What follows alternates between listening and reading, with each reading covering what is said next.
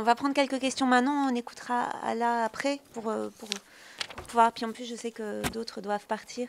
Moi, ce que je trouve, juste une réaction rapide, je trouve ça très important de faire des études de terrain à petite échelle comme ça, parce que justement, je parlais de réquisition tout à l'heure, on voit bien comment ça fonctionne, c'est-à-dire qu'il y a un discours qu'il faut absolument tenir, mais après, qu'est-ce qu'on en fait? C'est important de voir quel est l'enjeu économique de tout ça. Et puis sur la fin, ce lien avec Ouest France, je trouve aussi vraiment passionnant à explorer parce que ça. Alors, il y a le fait que les médias vont aller faire fabriquer par d'autres pour gagner de l'argent. Il y a aussi le fait que on sait bien qu'on sanctuarise beaucoup la différence entre supports de communication municipaux, par exemple, et journaux de presse quotidienne régionale. Et là, on a un type de coopération qui montre que, et c'est sans doute pas le seul du tout, j'imagine que c'est assez courant, que la frontière, évidemment, n'est pas aussi étanche qu'on le voudrait, et que ça amène aussi à reconsidérer la fonction de correspondant, je pense. Donc, tu disais, il faisait une fois sur deux de faire remonter les infos, c'est aussi souvent des bénévoles, donc il y a finalement un modèle économique qui est en train de peut-être se périmer, et un autre qui est en train d'essayer de s'installer. Donc, merci beaucoup de nous ouvrir la fenêtre sur le CG35, qu'on ne connaissait pas forcément. Voilà, j'imagine qu'il y a d'autres questions dans la salle. Tu parlais de jeux de données par rapport, je crois, au Conseil général ou à la ville de Rennes, je n'ai pas très bien compris.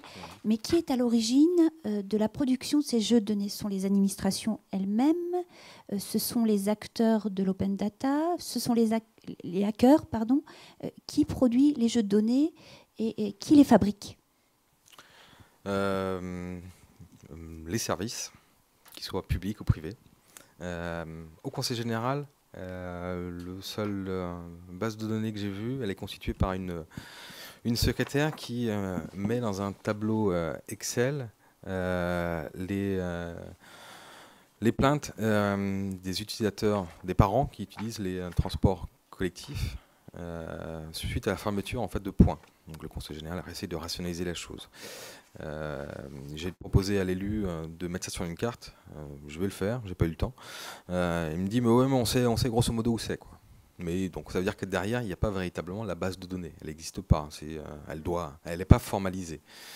Pour Rennes, il y a une volonté. Alors les bases de données, si on regarde bien, elles sont assez ridicules. Il y a le budget 2013 pour les associations. Ce n'est pas ça en fait qui se passe, c'est qu'il y a quoi? Il y a 10 lignes de subventions aux associations. J'ai pas compris, hein, j'ai découvert ça. Il y a 10 lignes qui sont données aux associations, mais qui correspondent en fait en réalité à une millier de lignes de données aux associations. Enfin, je veux dire que le service en fait donne à minima les informations. C'est aussi le cas dans le Saône-et-Loire. Quand vous regardez en fait il y a une partie budget du cabinet. Ce qui est donné, c'est simplement les frais de représentation. On s'en fout un peu. Ce qui serait pas intéressant, c'est qu'on voit à travers ça combien de personnes ont travaillé au cabinet. Est-ce qu'il y a trop de secrétaires? Est-ce qu'il n'y en a pas assez? Enfin, plutôt trop, j'imagine. Sachant que la moyenne, c'est une secrétaire pour 2 élus. Donc, est-ce qu'il y a besoin? Mais juste, et Keolis, c'est Keolis qui ont ouvert leurs données. Comprenez bien, c'est eux qui les livrent, c'est eux qui les construisent. Donc, et les hackers peut-être ont fait des trucs, mais j'ai pas vu. Mais c'est vraiment en fait une démarche des services de produire des données. Et ça dépend de la volonté des services, quoi. Et finalement, c'est assez rare. Hein. Enfin, il faudrait à un moment donné qu'on se penche sur la qualité des données qui sont ouvertes en termes d'open data. Ce qui n'a pas été fait, ce que je vois n'est pas conforme du tout à la réalité, quoi. Donc on est plus dans la communication politique. Ouais, je ne sais pas si ça répond à la question. Si, parfaitement. Mais du coup, avec ta réponse, j'ai une réaction qui est aussi une question. C'est finalement ce qui est intéressant ici en termes de journalisme, c'est presque l'enquête sur la fabrication des données. Et donc la posture que tu as est une posture éminemment journalistique. Oui, elle est. Et donc, est-ce que c'est pas ça finalement l'intérêt de la recherche de ces données? Si, mais après, vous voyez. La frontière, elle est là. J'y reviens à mon exemple. C'est ici. C'est que moi j'ai une position stratégique, c'est que je suis dans un cabinet. Et en plus, je ne sais pas si j'ai vraiment j'ai pas l'autorisation de venir parler aujourd'hui. Je l'ai prise, en considérant. Oui, j'en ai parlé vaguement aux élus. J'ai demandé à la ville de Rennes, à l'élu, si je pouvais aller rencontrer Bernadette Kessler, si ça posait pas de problème. Non. J'ai pas de réponse écrite. Je devais aller au conseil général aujourd'hui. J'ai envoyé un mail ce matin me disant que j'avais pas le temps. Voilà. Mais ils sont sympathiques, il n'y a pas de problème. Ceci étant, il ne faudrait peut-être pas que cette vidéo soit trop vue. Mais effectivement, on a mais oui, j'occupe une position stratégique, mais c'est ouvrir les coulisses de ce monde-là. Ce monde-là est à la fois le monde politique, mais c'est aussi un monde auquel j'ai pas accès. En final, c'est les services. Vous comprenez bien aussi ma circonspection quand je ne peux pas accéder aux services, leur poser des questions. J'ai des réponses quand les réponses sont prêtes. Notamment, en fait, quand j'ai envoyé le mail, en fait, pour être exact, à la secrétaire générale, il y avait deux choses. Il y avait cette question des données téléphoniques, enfin le prix des téléphones, et le fait que le conseil général dépensait 800 000 € en licence Word. Je me disais peut-être qu'on pourrait économiser ça avec OpenOffice. Et les services, la DSI avait déjà une réponse toute prête. C'est qu'ils avaient un document qui montrait que, en termes de formation des personnels du Conseil général, ce serait 2 fois plus important. C'est un argumentaire qui... Le coût, oui. Voilà. Donc c'est comme ça, c'est une manière pour les services de ne pas faire le travail, quoi. Il n'y a pas d'intérêt. Vous comprenez bien qu'il y a, dans le cas de Rennais, on voit une mobilisation, un réseau d'acteurs se mettre en place autour de l'ouverture de données dans une configuration extrêmement particulière.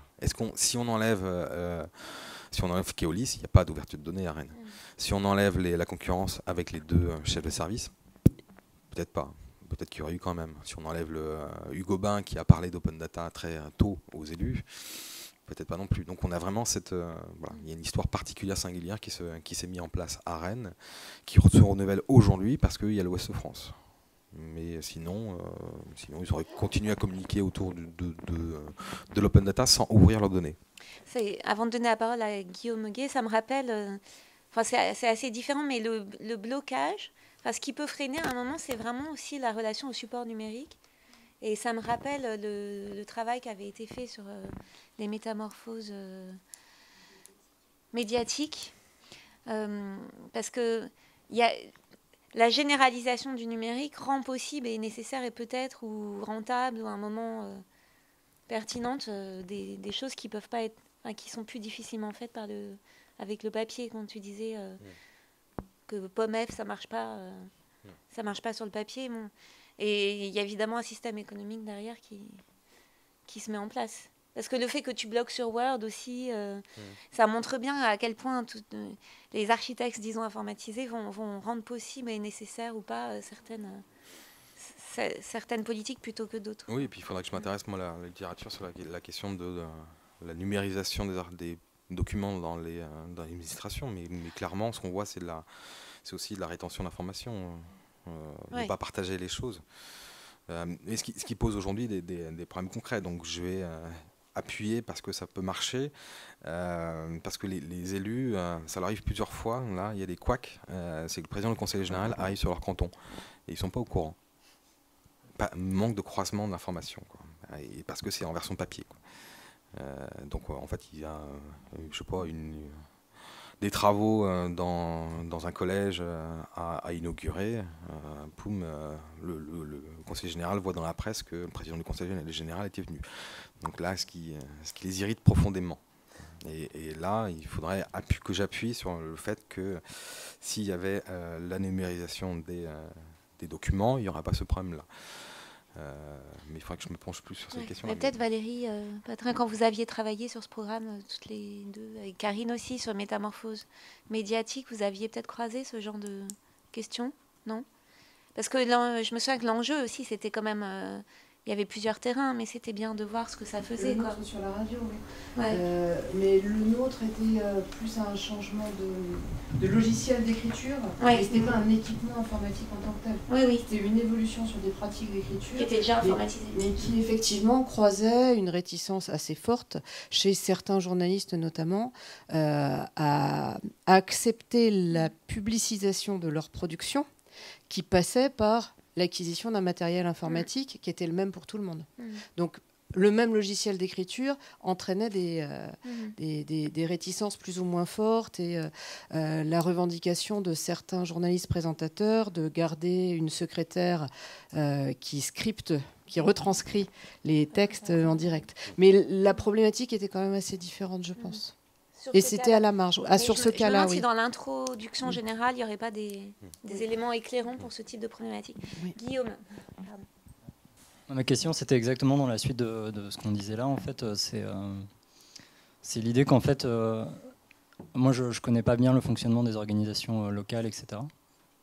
Mais j'ai l'impression qu'il y a une tradition en fait de gouvernance d'un côté, et puis en fait, il y a l'administration, la gouvernance, et puis ensuite il y a la communication. Et je me demande si quand on va voir une organisation locale en lui disant on veut vos données, en fait avec le mot de données, il y a déjà le rapport de force en fait qui est sous-entendu. En fait, je ne sais pas si on vient en leur disant en 2 temps, si vous libérez vos données, ensuite il y aura des productions éditoriales qui seront favorables au final à votre commune par exemple. S'il n'y a pas déjà ce que disait Valérie, c'est-à-dire un rapport de force, c'est-à-dire si on travaille sur les données, on veut savoir des choses de vous dont vous n'avez pas déjà décidé de nous les livrer. Et il va falloir, et puis ça va faire retour, c'est-à-dire parce qu'il va y avoir une mise en publicité d'un certain nombre d'informations, il va falloir que vous transformez vos façons de faire dans l'organisation. Donc en fait, j'ai l'impression que dans le mot de données, il y a déjà en fait, cette ambiguïté sur quelque chose qui relèverait d'une communication de ce qui ne doit pas être communiqué et qui en fait revient à transformer la politique elle-même et pas seulement la communication. Ouais, je crois qu'on rejoint le débat qu'il y avait tout à l'heure, c'est vie privée, enfin non, les données privées, les données intimes, ce genre de choses. Mais c'est un peu les données intimes d'une collectivité. C'est jusqu'où on ouvre ces données. Enfin, voilà, il y a par exemple, il y a marqué confidentiel dessus. C'est le dernier bureau municipal, donc le cabinet, les élus, les adjoints se réunissent avant le conseil municipal. Donc c'est là en fait où on voit ces présences, absences de gens qu'on aura pu mesurer. Là, c'est le maire de Rennes dit il faut communiquer dans le conseil municipal sur l'aménagement scolaire les 4 jours et demi, en disant que ça se passe bien. Sous-entendu, en fait, dites-le parce que l'opposition va monter au créneau. Voilà, mais est-ce qu'on donne ça, en fait, ce truc-là, qui est de l'ordre de la cuisine interne d'une collectivité Non. Non, et puis après, il y a aussi d'autres... Il y a une autonomie, en fait, il faut une autonomie des collectivités locales aussi, comme l'autonomie de l'individu pour bien gouverner. Enfin, il y a un peu cette idée. Il y a un peu ça, et puis après, mais c'est très concrètement, on se heurte en fait à un certain nombre de difficultés liées à des inerties dans la collectivité. Enfin voilà, cette rétention d'informations que je vis, hein, tout en étant en fait faisant partie de l'organisation. Hein, je vous explique pas de l'extérieur. Et ce discours-là, on peut évidemment l'émettre. Ils sont absolument pas sensibles à ça. Quel est l'enjeu en fait concrètement? Quel est l'enjeu politique aujourd'hui de l'ouverture des données? On le voit, en fait on a un discours utopique sur la démocratie, mais concrètement qu'est-ce que ça va apporter? Quels sont les gains économiques de l'open data aujourd'hui? Quelles sont les applications rentables qui ont été produites? Il n'y en a pas. Il n'y a pas de modèle économique de l'open data local. En fait, aujourd'hui, si on vraiment fait l'évaluation de la chose, la ville de Rennes n'avait aucun intérêt à ouvrir ses données. Si ce n'est pour Keolis remporter le marché. Mais en termes ils ont dépensé plus en termes de communication et en termes d'organisation du concours que de retombées concrètes après, parce que les applications n'ont pas été maintenues, parce qu'il n'y a pas finalement les usagers. Est-ce qu'il y a vraiment en fait une attente sociale de la part des usagers autour de l'open data? Et finalement, je suis un peu triste parce que c'était quand je suis arrivé un peu sans trop réfléchir à ça, je me disais oui, il faut le faire. Au final, c'est pour qui? C'est pour qui? Est-ce que c'est pour les geeks qui sont intéressés par l'open data? Ben, c'est un peu ça, quoi. Donc oui, on peut faire des jolies applications, on peut faire des journalismes de données, mais grosso modo, voilà, c'est quand même, il y a une mission derrière le service public. Si le public ne s'intéresse pas, s'il y a pour la création d'une application qui autour des transports dans la ville ou dans le conseil général, l'utilisation de voilà, mettre à disposition une application avec les horaires de transport, qu'il y a 50 téléchargements. C'est en termes de retombées, l'opposition va vous tomber dessus en raccourci en disant c'est quoi ce gaspillage en public, quoi. Donc il y a aussi un effet pervers de la chose qui va commencer maintenant sans doute à être mesuré. Tant qu'il y aura des acteurs, j'ai envie de dire, je connais pas, enfin je découvre en fait la chose, mais je me dis tant qu'il y aura des acteurs extérieurs, des entreprises privées qui ont un intérêt à travailler sur la donnée, ça va marcher. Donc il y aura des gens comme l'Ouest France, d'être dans des partenariats avec des collectivités, oui, il se passera quelque chose, quoi. Mais s'il n'y a plus d'intérêt économique derrière, mais peut-être que c'est... Tu voulais, sinon il y a Fabrice Rogelandais qui doit partir aussi. Ouais. Non, mais si, il y a au moins une demande sociale, c'est les consultants et tous ceux qui... Moi, j'ai travaillé dans un groupe sur l'open data. Et il y a pas mal de...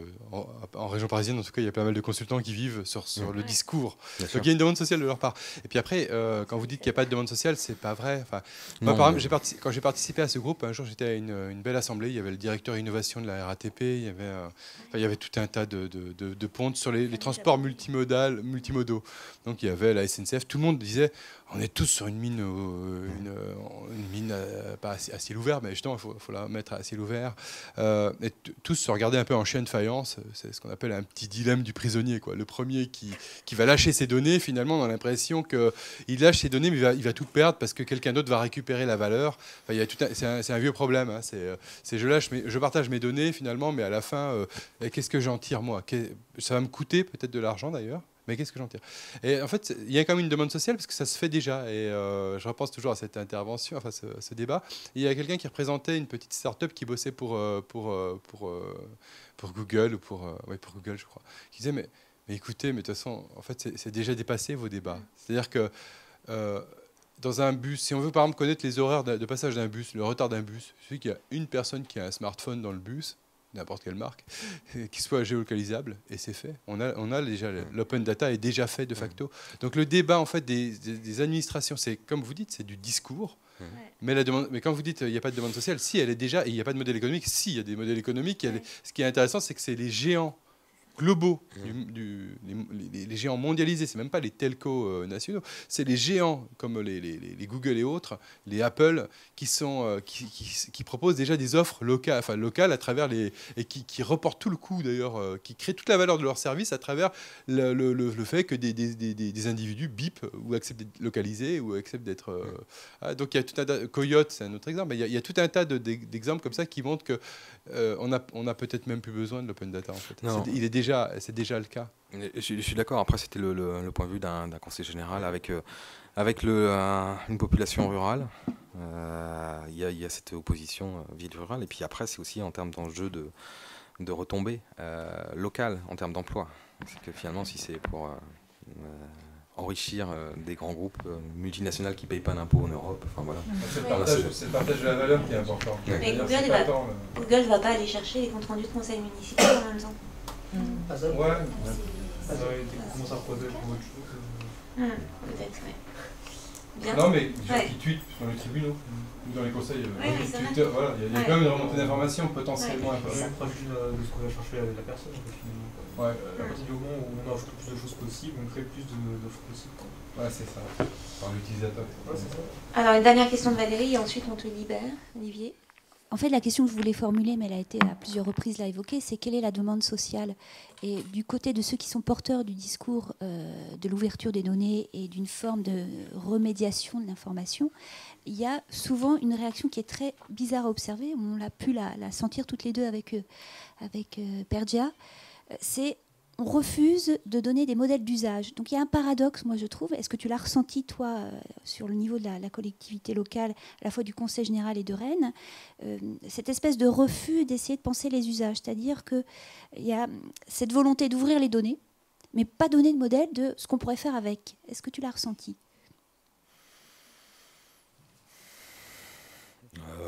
Oui. Oui, il n'y a pas...